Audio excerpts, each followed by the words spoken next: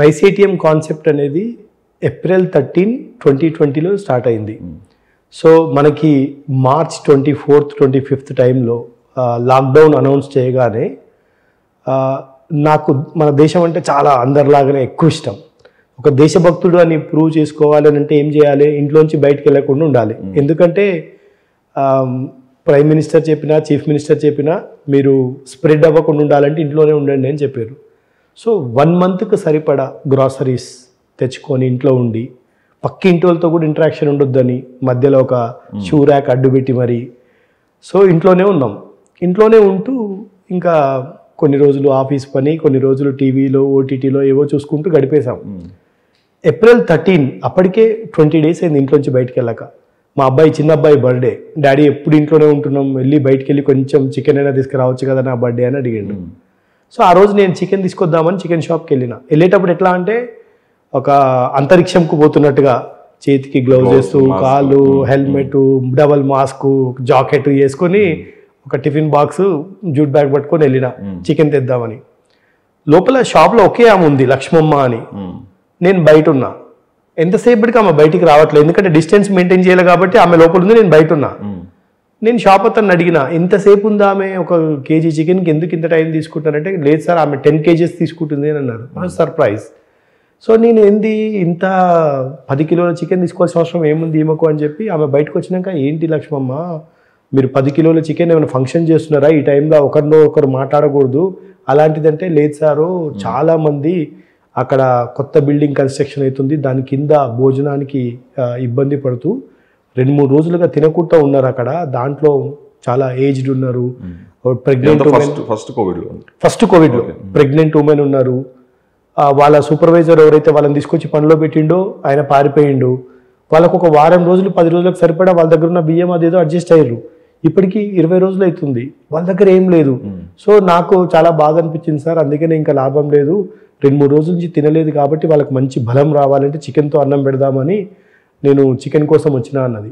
నువ్వు ఎంత చికెన్ తీసుకున్నావు అన్న అంటే 3,000 రూపాయలు చికెన్ తీసుకున్నా అన్నది. నీ శాలరీ ఎంత అని అడిగిన. 6,000 అన్నది. నెలకు 6,000 జీతం వస్తుంది, నువ్వు 3,000 చికెన్కే తీసుకున్నావు, మళ్ళీ వాళ్ళకి అన్నం వండి పెట్టాలి, మరి నెలంతా నువ్వెట్లా బతుకుతావు అని అన్నా. అన్నప్పుడు ఆమె ఒక మాట ఏమన్నదంటే, సార్ నాకు భాష వస్తుంది తెలుగు, నేను మీలాంటి వాళ్ళ దగ్గరికి వచ్చి, సార్ నేను లక్ష్మమ్మని పలానా అపార్ట్మెంట్ వాచ్మెన్గా పనిచేస్తా, నాకు ఒక 100 రూపాయలు అప్పిరు సార్ అంటే మీరు ఇస్తారు, మళ్ళీ నేను ఇస్తానని నమ్మకం. షాప్ మీదకి పోయి 1 కిలో బియ్యం ఇవ్వండి సార్ అని బతిమలాడుకుంటే ఇస్తాడు. వాళ్ళకు భాష రాదు, ఏదో రాష్ట్రం నుంచి వచ్చిర్రు, వాళ్ళు వచ్చి మిమ్మల్ని అడిగితే 100 రూపాయలు మీరు ఇస్తారా సార్, షాప్కి వెళ్తే ఆయన ఇస్తారా సార్ కిలో బియ్యం, ఇవ్వడు కదా. అందుకనే నాకు కావాలంటే ఎవరినైనా ఒకరిని అడుక్కుంటా కానీ వీళ్ళని మాత్రం పస్తులు పడుకోబెట్టాను సార్, అందుకనే నేను వాళ్ళకి అన్నం పెట్టాలనుకున్నా అన్నది.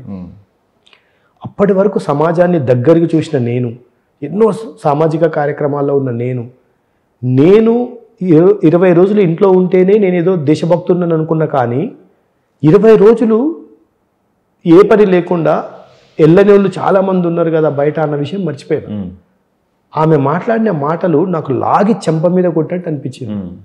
ఇమ్మీడియట్గా ఆ చికెన్ ఇంటికి పంపించేసి ఇంకా నేను ఒక పెన్ను, బుక్ పట్టుకొని అండర్ కన్స్ట్రక్షన్ బిల్డింగ్ దగ్గర ఎవరు తిండికి లేకుంటున్నారో అందరినీ నోట్ చేయడం మొదలుపెట్టిన. మా ఒక్క కాలనీ వరకే 175 మంది వేరే రాష్ట్రాల నుంచి వచ్చి తిండికి లేక ఇబ్బంది పడుతున్న వాళ్ళు ఉన్నారు. దాంట్లో ఎలాంటి వాళ్ళు అంటే ఇంకా మ్యాండేటరీగా ఒక పూటైనా తినకపోతే వాళ్ళు ఏమైపోతారు అనే స్టేజ్లో చూసేటప్పటికి మరి వీళ్ళందరికీ సొల్యూషన్ ఏంటి? సో వీళ్ళకు ఒక చిన్న పాప ఏడుస్తుంది. ఎందుకంత ఏడుస్తుందంటే, సార్ రోజంతా కర్ఫ్యూ పెడుతున్నారు, గంట ఓపెన్ చేస్తారు, ఆ టైంలో మేము పోయి సరే నీళ్ళు తాగిపిస్తే మంచిగానే ఉంటుంది కదా అని అనుకుంటాం, కానీ ఆకలితో ఏడుస్తుంది, మరి పాలు ఎక్కడ దొరకట్లేవు, మమ్మల్ని ఏం చేయమంటారు సార్ అని. మెడిసిన్కి కొంతమందికి బీపీలు, షుగర్లు, లేదా ప్రెగ్నెంట్ లేడీస్కి ఏవో కొన్ని మ్యాండేటరీ మెడిసిన్స్ అవసరం అవుతాయి. హాస్పిటల్కి ఫోన్ చేస్తే పోతే ఏమంటారు, మీరు ఎమర్జెన్సీ అయితే తప్ప రావద్దమ్మో, బయట కోవిడ్ ఉందని హాస్పిటల్స్ కూడా రానివ్వట్లేదు. భోజనానికి ఇబ్బంది పడుతున్నారు. సో వీళ్ళ 3 సమస్యలను ఐడెంటిఫై చేసి ఏటీఎం అని పెట్టిన. ఏటీఎం అంటే any time meal, any time milk, any time medicine, mandatory medicine. ఏ ఒక్కరు కూడా పస్తులు ఉండొద్దు, మనం ఎంత చేతనైతే అంత సాయం చేద్దామని చెప్పేసి మొదలుపెట్టాం. సో వచ్చిన వాళ్ళందరికీ వండి పెట్టడం మొదలుపెట్టినాం. అలా ఒక వారం రోజులు వండి పెడుతున్నప్పుడు సడన్గా ఒక న్యూస్ ఏంటంటే మధ్యప్రదేశ్లో ఎవరో ఒక ఆయన నాలాగా వండి పెట్టేట ఆయనకే కరోనా ఉంది, తెలియక ఆయన పెట్టిండు 150 మందికి, 150 మందికి కరోనా పాజిటివ్ అని చెప్పి అందరినీ హాస్పిటల్లో జాయిన్ చేసిండ్రు. సో ఆయన పుణ్యం చేద్దామని పోయిండు, పాపం దానివల్ల 150 మందికి స్ప్రెడ్ అయింది. ఆ వార్త విని నేను షాక్ అయినా, అమ్మో నేను చేస్తుంది కూడా తప్పేమో అని చెప్పి వండి పెట్టడం ఆపేసి రైస్ ఏటీఎం అని చెప్పేసి మార్చాను. రైస్ ఏటీఎం అంటే ఏంటంటే ఒక 5 రోజులకు సరిపడా బియ్యం, పప్పు, ఉప్పు, నూనె అన్ని ప్యాక్ చేసి అక్కడ ఒక చెట్టు ఉంది, ఆ చెట్టు కింద అన్ని ప్యాక్లు పెట్టి అక్కడ ఒక బోర్డు రైస్ ఏటీఎం అని పెట్టేసి, సో అక్కడ పెట్టి నేను దూరంగా నిలబడేవాడిని. నిలబడి ఎవరన్నా వస్తే అది తీసుకొని వెళ్ళిపోవాలి, దూరం నుంచే మాట్లాడాలి వాళ్ళ ప్రాబ్లం ఏందనేది.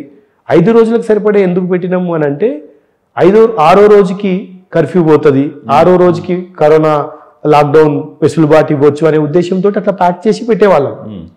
5 రోజులు అయిపోయిన తర్వాత మళ్ళీ ఎక్స్టెన్షన్ కంటిన్యూ అవుతుండేది, అవుతున్నప్పుడు మళ్ళీ పెట్టేవాళ్ళం. సో అలాగా రైస్ ఏటీఎం అనే పేరు రావడానికి కారణం అది. దాని ఇన్స్పిరేషన్ లక్ష్మమ్మ అనే ఒక వాచ్ ఉమెన్, ఈ పుణ్యం మొత్తం ఆమెకే చెందాలి. సూపర్.